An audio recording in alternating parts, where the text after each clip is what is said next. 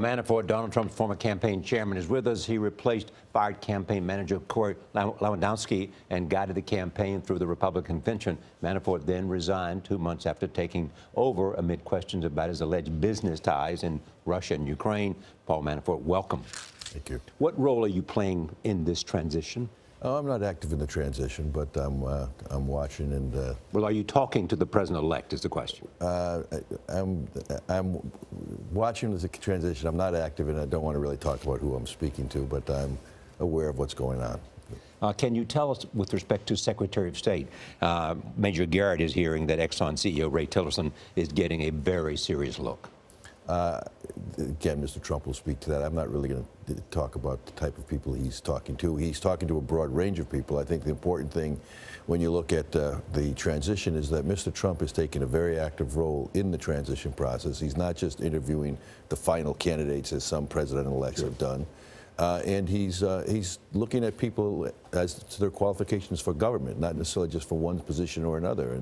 And I think that over the course of the transition, not just the cabinet members, but the sub-cabinet members and the agency heads as well are people that he'll speak to, because he thinks that the president-elect or the president should be actively involved in the government. And he said he'd be an active president. He said he's going to bring change. And what you're seeing in the transition process is the kind of leadership he'll bring to the presidency and that he said he would bring. Can we go back to Mitt Romney for a second to follow up on Charlie's question? There are reports that the Trump team is divided about Mitt Romney. Some say that, they don't think it's a good choice. Others say yes. Where do you fall on that, Paul Manafort? What advice have you given him? Well, you say you have conversations. What do you say? No, I basically the point I think that the Romney consideration is that Donald Trump is looking at putting together the strongest team for the country and the strongest team that will be part of this administration. People who are Republicans, people who are Democrats, people who have supported him, people who haven't supported him. But the question was, how do you feel about Mitt Romney being Secretary of State? You clearly have Donald Trump's ear. You two still speak on a regular basis. Well, I will support whatever, obviously, the president decides he's going to do. I mean, is Romney qualified to be Secretary of State? Yes, he's qualified to be Secretary of State.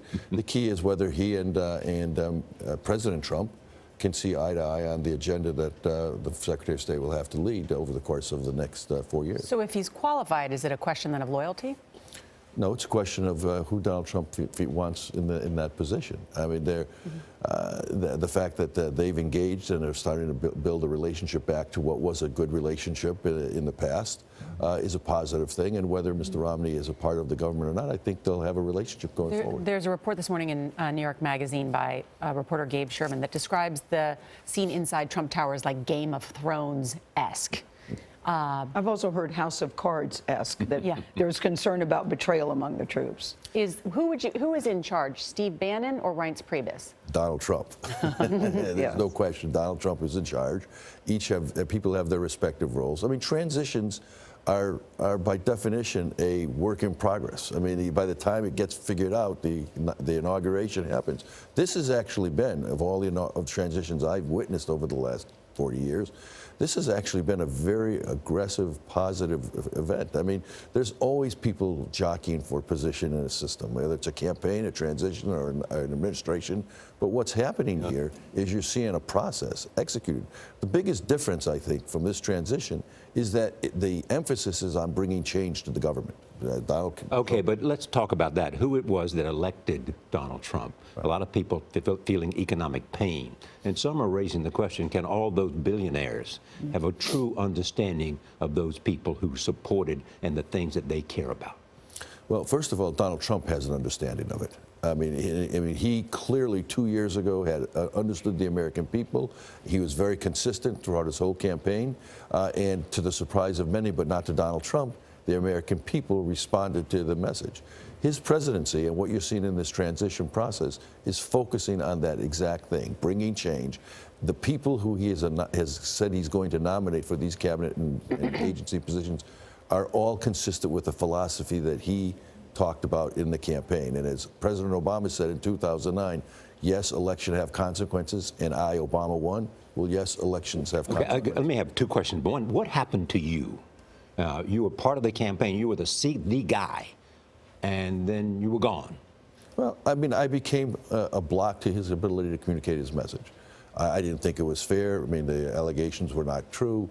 But the reality is I became a bloc, and my goal was to get Donald Trump elected president of the United States. Does that mean you became a bloc? Well, I mean, the media was covering, charges which after the election were proven to be false.